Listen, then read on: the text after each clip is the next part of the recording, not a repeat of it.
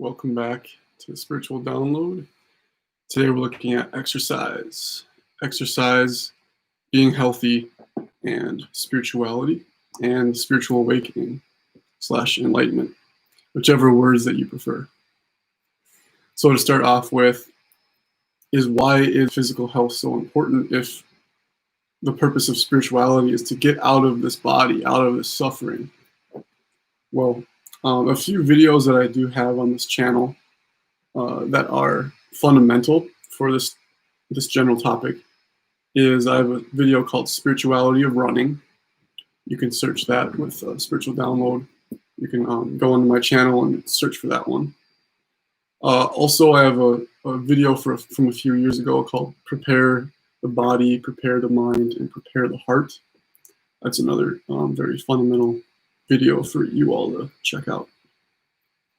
So the first thing, like I mentioned, is, what is the point of having such a healthy body when what happens in awakening is that we leave the body forever, right? We leave the wheel of samsara, the wheel of suffering, forever, and we no longer return to this body that carries all of this suffering, all of this pain, all of this delusion, all of this ignorance. Isn't the point to leave? This is one perspective. But why do people do yoga then, right? Why does it feel good to do exercise? Why does it feel good to get enough sleep? We're improving. We're actually getting our body ready.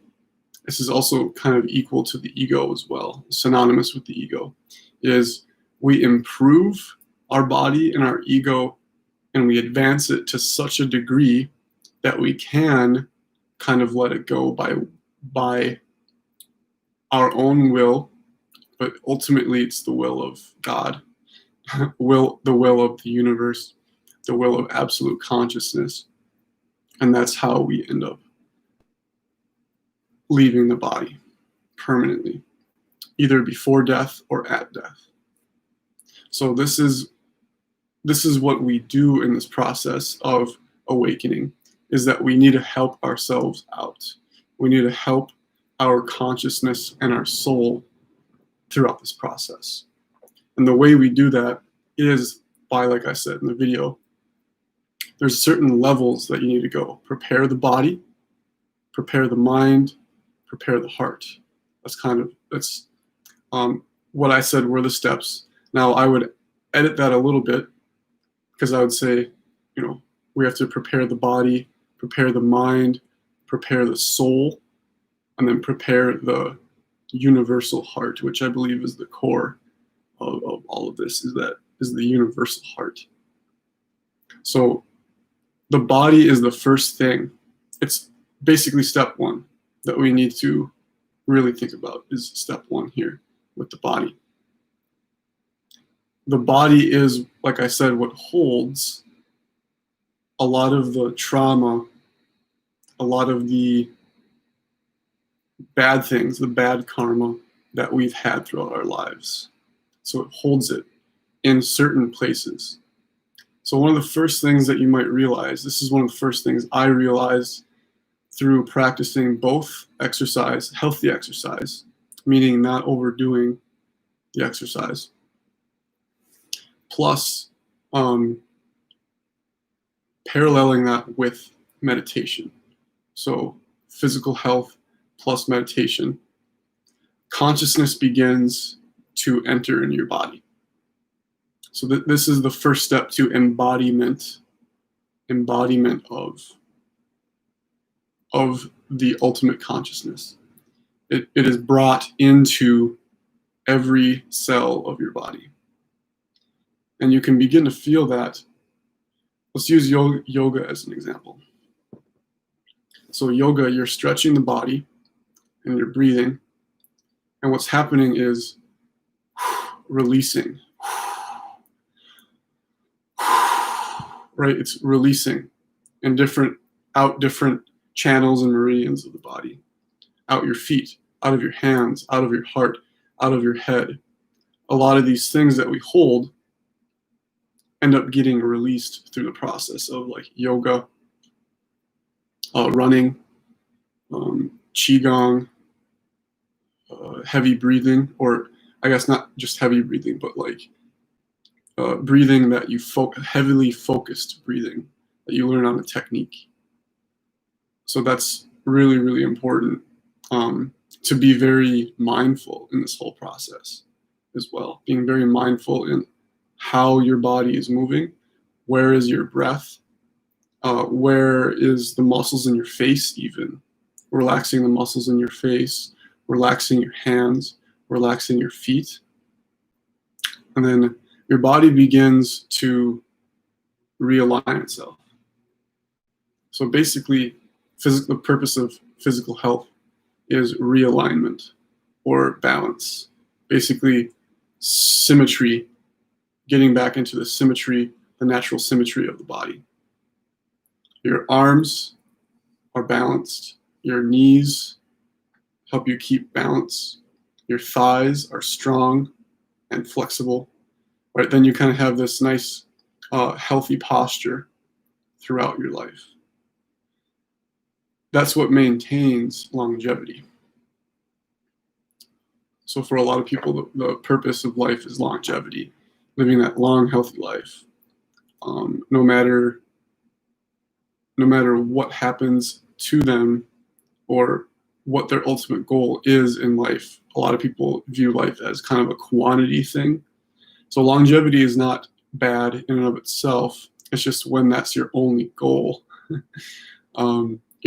we're kind of missing out, because a lot about life is actually the quality, really, really enjoying the process of exercising, the process of meditation, doing your 10-minute meditation every day, 20-minute, 30-minute meditation every day, or going for a jog, right? So also choosing a type of exercise that's right for you. So that's number one. What type of exercise works well for you? But also moving the body in a variety of ways.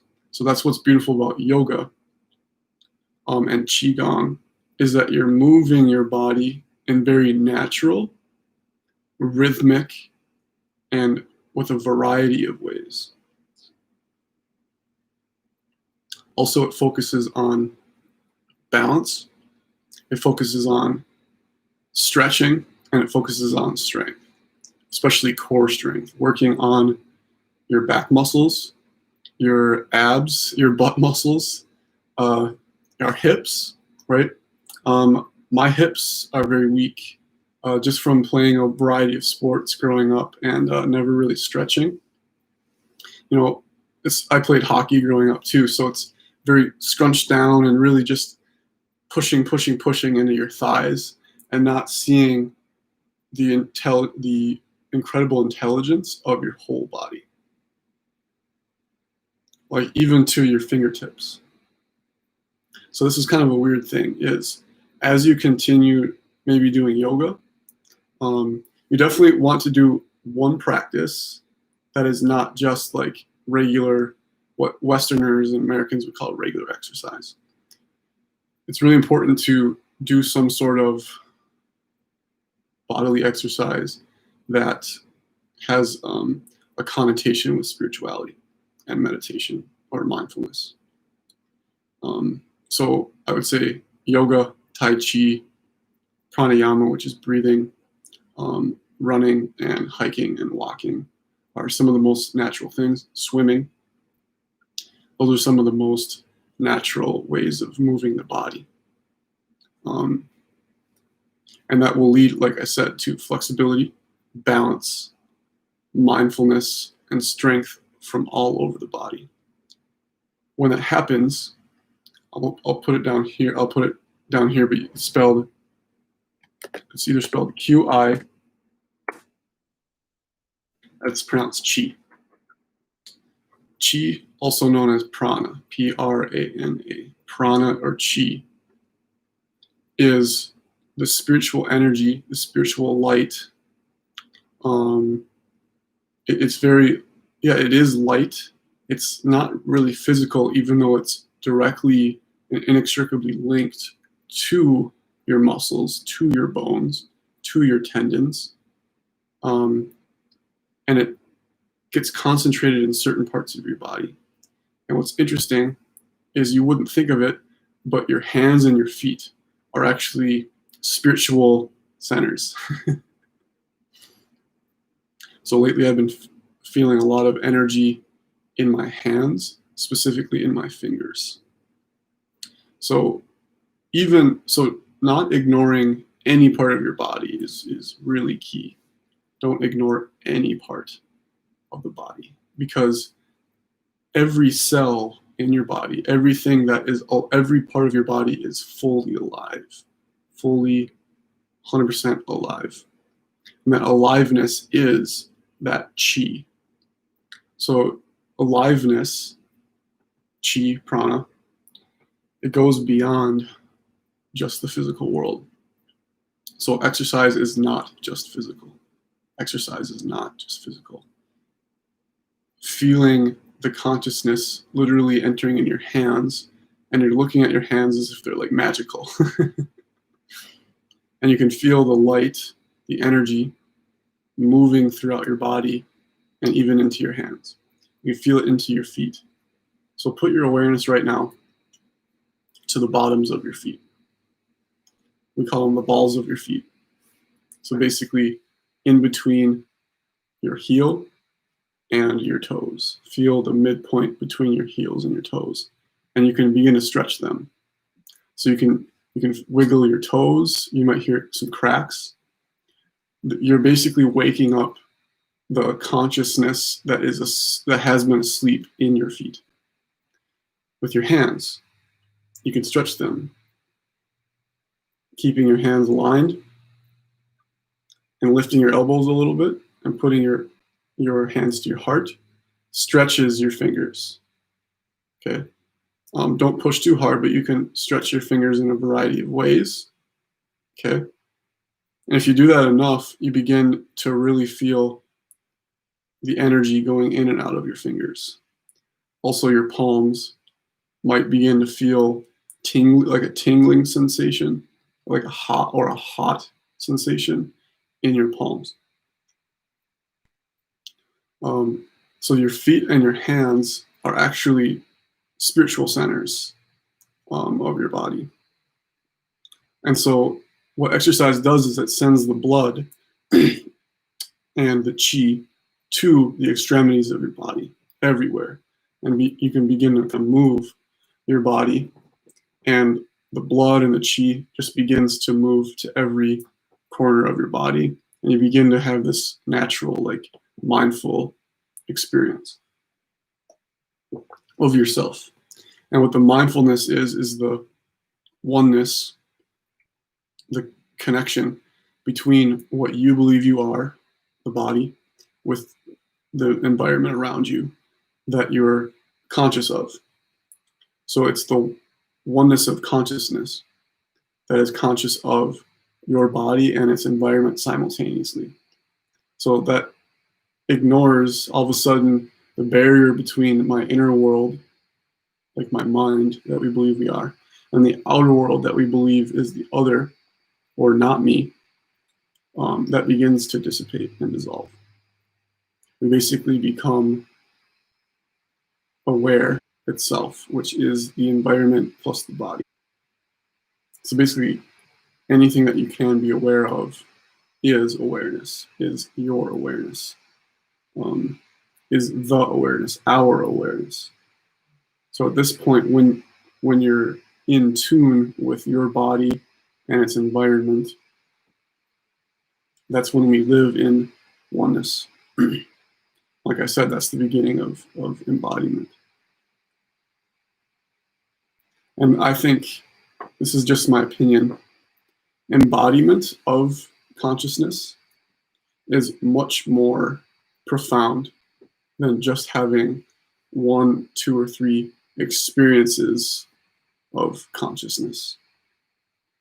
So being able to bring that experience into a more permanent state, into who we are, is really what makes us feel full, completely full of chi, prana, shakti, basically the moving, flowing oneness, the Tao, the life force that is everywhere, that is bringing life, it's birthing existence, it's birthing life into everything that is, everything that you experience, everything that I experience, everything that, like, how exactly we are connected.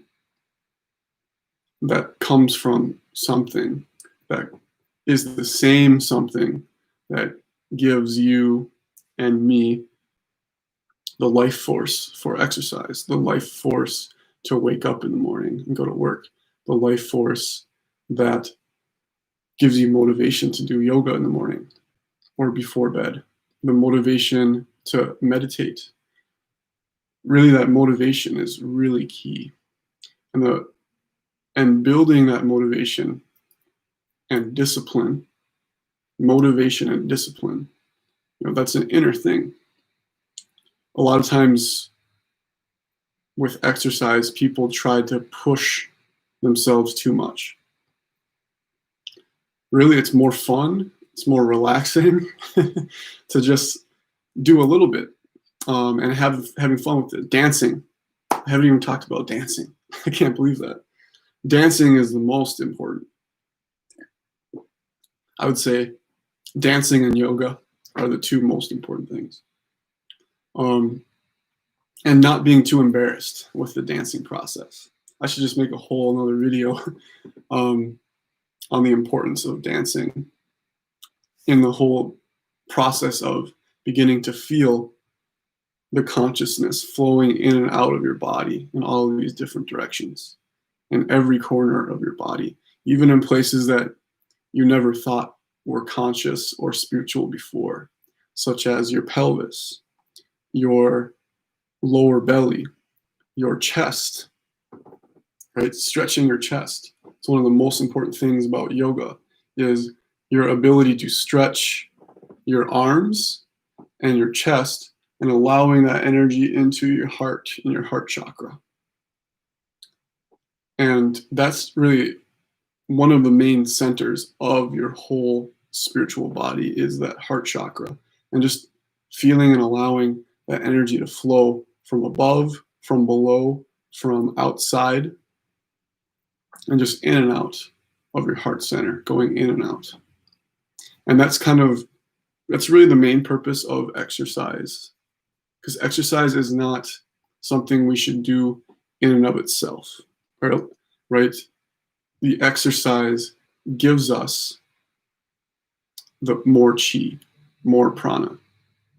And that's really the beautiful aspect of it, is being able to hold high levels of chi, high levels of consciousness in your body, in your brain, in your hands, in your feet, in your belly, in your gut. And how do we do that? By being in tune with our bodies and really, really feeling into how do I feel? How is my body right now? And you can ask yourself this anytime. Anytime. It's really, really a beautiful thing. I find myself very distracted throughout the day. But when I can just take a moment, just 30 seconds, 1 minute. At work, sometimes I use the restroom, when I don't necessarily, when it's not an emergency. It's just that break, right? And that's a big practice too, is from, there's an album about Ram Dass, and Ram Dass talks about the power of sighing. So if you don't have time to exercise, if you are one of those people who works 10-hour days, that's a little bit unfortunate, but just being able to breathe then. If you don't have the ability to go exercise or do yoga as much as you would like, just continue the breathing. And as you take 10 deep breaths, 20 deep breaths, that's when you begin to see the chi, the prana, shakti, consciousness moving about, moving around your environment through your body. And then you begin to see and read other people really intunely. You begin to see what type of energy are people, sorry, that's bad grammar. What type of energy is people holding? People are holding. Sorry, I was a grammar teacher. Either is or are. But what is that energy? Some people's energy, you'll see it, is really stuck. They hold it really tight in their chest, in their belly, in their throat, in their face, in their hands. It's not their fault. It's really, really, really not their fault. It's not your fault. It's not my fault for holding these things. It's just a mutual unconsciousness. It's a collective unconsciousness that we've been taught from our society.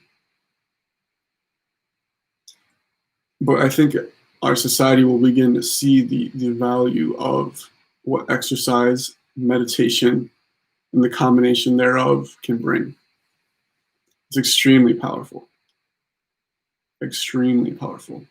Just the process of breathing in your heart, taking 10 deep breaths, right? So feeling as you breathe in, feeling the chi go through your heart and down in your belly, and then breathing out, feeling the chi rise again, going through your heart, out of your throat and out of your mouth, and just kind of continuing that process. I'll definitely have a video in the future of just specifically about deep breathing, but that's what exercise can do, is get in tune with your breath, right? So, for example, a lot of people might not like running because it gives you a side ache. Also, it's really uncomfortable on your body at first. Again, check out my video called Spirituality of Running. But that's because we're not in tune with our body. That's the reason why. It's not running. Don't blame running for the pain of running.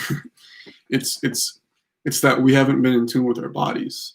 And again, it's not our fault because it's not your fault. It's not my fault. It's because we were in school. We were forced to sit at a desk for 8 hours a day.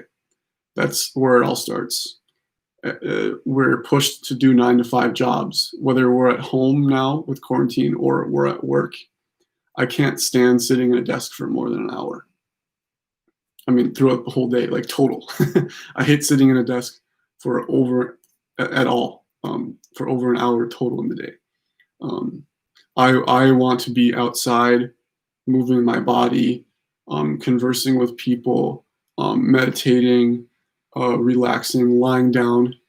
We're meant to be doing a variety of body movements all the time. Why? 99% of our history, right? We were hunting and gathering in the forest. We were camping. We were running. We were walking. We were not sitting in a chair. Chairs are very new. Chairs are an extremely new thing. And that has deformed basically our hips. For me, for example, my hips are not just weak, they're also not flexible. I'm really working on it with my yoga. But that's why I can't sit cross-legged. My legs fall asleep when I try to sit cross-legged in meditation. Right? But that's why I said in the video, prepare your body to prepare your mind, to prepare your heart, because your body must be flexible. Your body must be strong in order to, for example, one of my big goals in life is to be able to sit lotus, in the lotus posture, full lotus posture for an hour straight, 2 hours straight. Right now, I'm not even close. So I sit in a chair because that's what's comfortable for my state of hips, the state of my hips, the state of my back, just having just general weakness, general lack of stretching, lack of flexibility. But again, not blaming myself, trying not to blame myself for not being flexible. Just saying, well, this is what it is. I'll sit in a chair during meditation. And when I'm not meditating, I'll be doing yoga, stretching my body. That's really how we get back in tune to our fullest human potential. So that's kind of one of the last things I'm going to say here is the purpose is to realign your body so that you get back in touch with your ultimate greatness, which is high levels of qi and high levels of consciousness, and basically being at one with and embodying that consciousness, which is our fullest potential. Our bodies are structured, our DNA is structured to embody high levels of consciousness and awareness. And as you just do step by step, that's what I'm noticing every day by doing a little bit more yoga, a little bit more meditation, a little bit of running, breathing. My body is restructuring itself so that it can carry high levels of awareness. Basically preparing myself for a future in which consciousness is flowing really, really smoothly throughout my body and its environment. That's potentially, like we talk about health and healing, hopefully that is how healing can begin to happen. True healing is that, imagine if all of us are doing that. And that's why I put that video out yesterday about the future of humanity.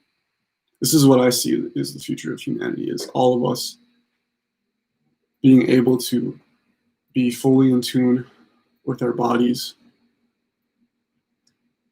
and allowing consciousness to flow freely and do what it needs to do to heal everybody and everything.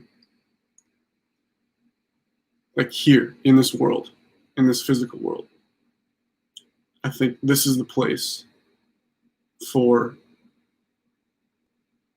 the ultimate state of consciousness to live. This world, this very world, your very body. Not the body you have now, not my body I have now, but after, say, another 40 or 50 years of daily meditation, daily yoga, daily exercise, daily heavy breathing.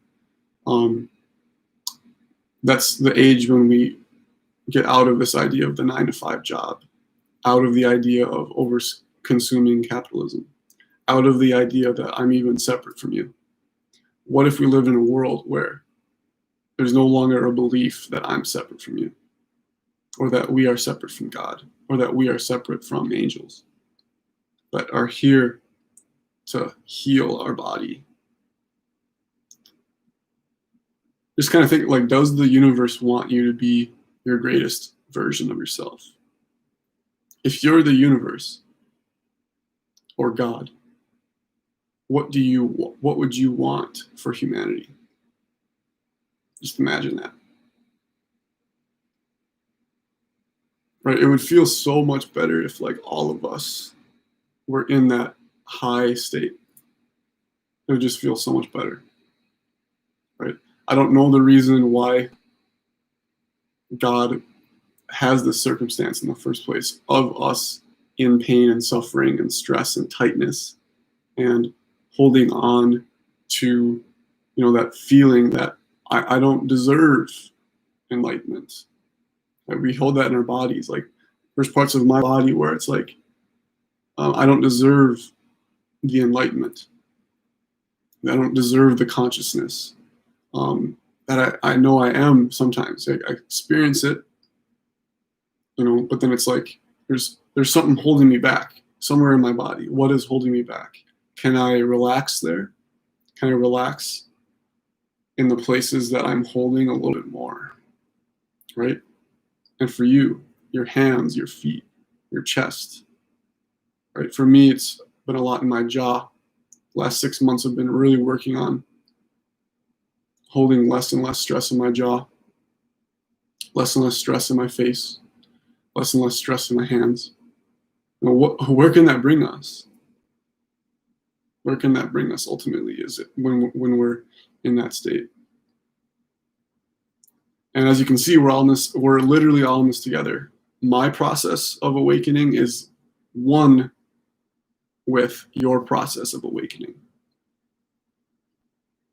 I don't view us as separate, right? My journey is your journey.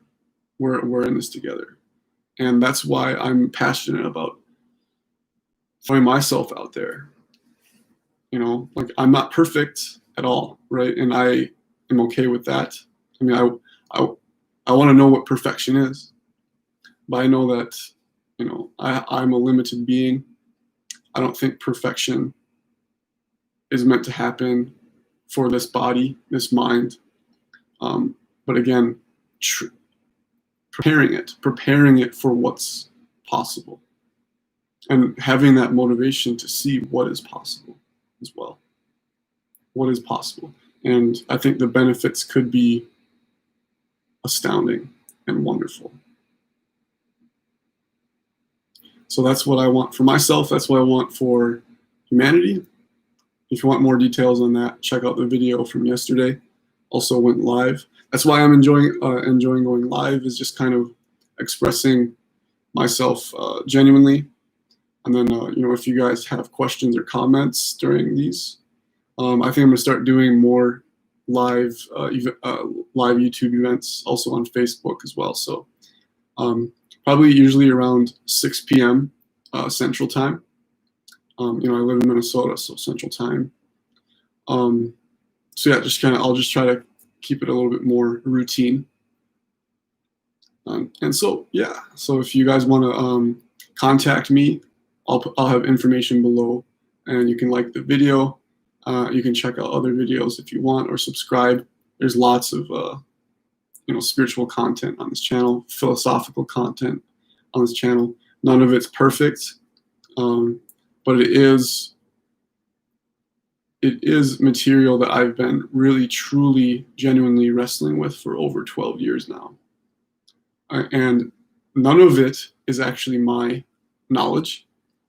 All of it is coming from Source itself, through either other people channeling knowledge, other people creating knowledge, me creating knowledge. I don't know. It's all available. Knowledge is out there to grab and feel, and to share. Knowledge is meant to be shared. So that's what I want to do on this channel. So that's it for today. See you guys next time.